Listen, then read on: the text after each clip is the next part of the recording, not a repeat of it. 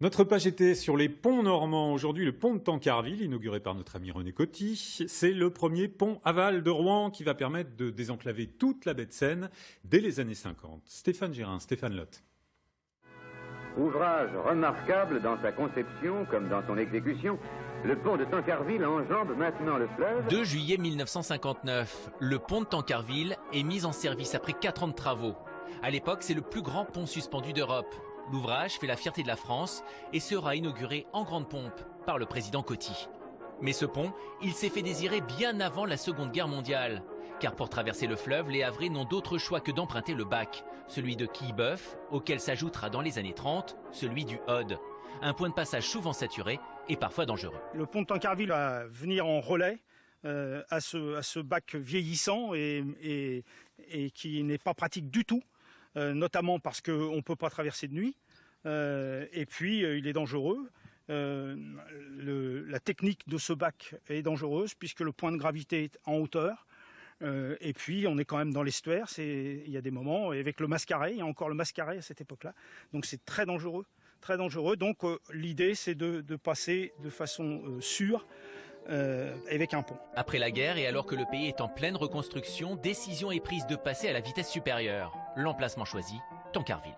Dans l'estuaire de la Seine, c'était l'endroit idéal puisqu'il y avait un éperon rocheux, une avancée entre deux méandres qu'on appelle le nez, et en fait un nez, et donc une avancée qui a permis de faire l'ancrage de la rive droite et donc d'économiser énormément en termes de construction. Il n'y avait pas besoin de faire un viaduc.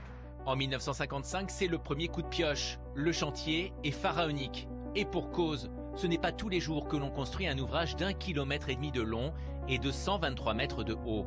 Le pont de Tancarville, c'est un pont en béton à l'américaine.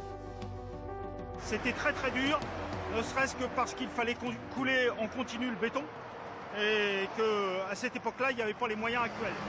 On a fait appel à des entreprises locales, mais aussi à des entreprises nationales, comme le Creusot, par exemple, pour les fonderies, toutes les pièces en fonderie.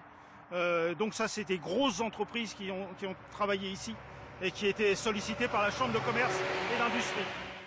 La construction de ce pont-route, comme l'appellent les locaux, sera une véritable attraction. Et elle aura d'ailleurs plus de retentissement que celle du viaduc de Millau. Les gens s'y intéressent et viennent le week-end se faire photographier à proximité. Grâce à cette infrastructure, les Havrais et les habitants du Pays de Caux vont être plus proches de Caen et de Paris. Un sentiment de liberté va également gagner les plus jeunes. Le pont, pour nous, c'était une porte, c'était l'ouverture vers les vacances.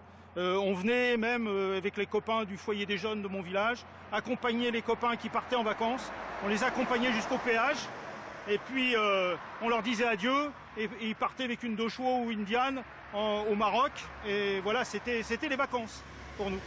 En plus de son rôle social, le pont de Tancarville participe depuis plus de 60 ans au développement économique de la région havraise.